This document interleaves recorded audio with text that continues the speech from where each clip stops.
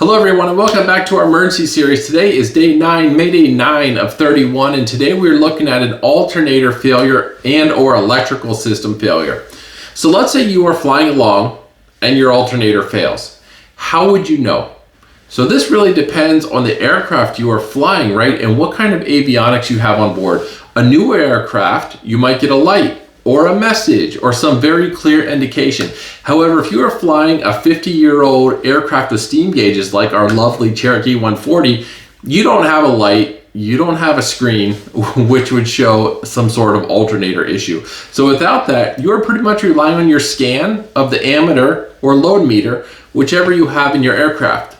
And that brings up a good point. How often do you even check those things in your scan? Because for many pilots, they probably aren't checking it very often because it's kind of like tucked out of the way, maybe down low, somewhere out of the way, which is not that easily scanned.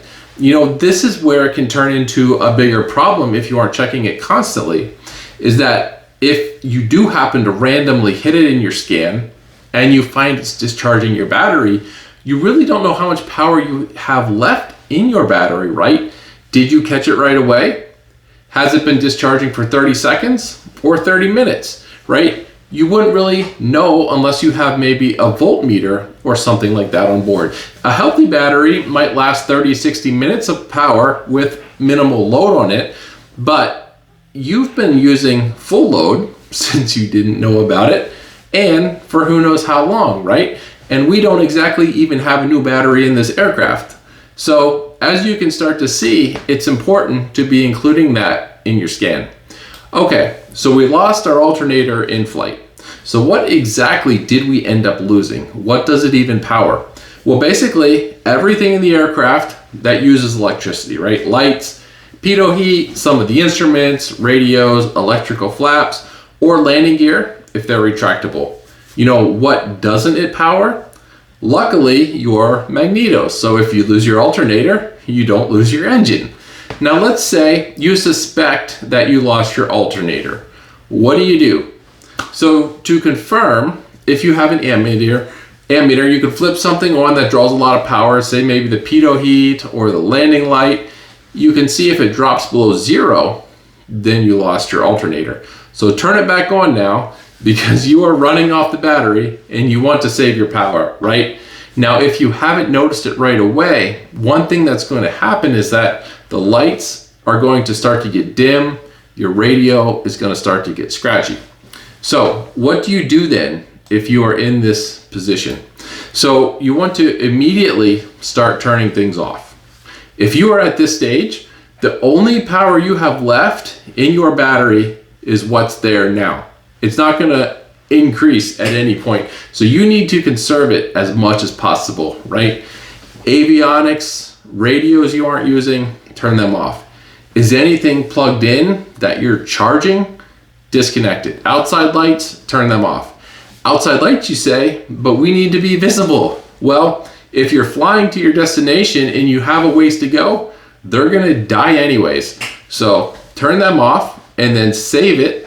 Turn them back on when you get closer to your destination, right? So everything you keep on is just continuing to take away from your remaining reserve of power, right? So you want to save as much battery power as possible because you would like to have that battery power when you're at your destination. So both to have your lights on and then also to possibly, communicate if you have the power. So if you're going to a towered airport, you're going to want to talk to the tower. If it's an uncontrolled field, you might want to make a call.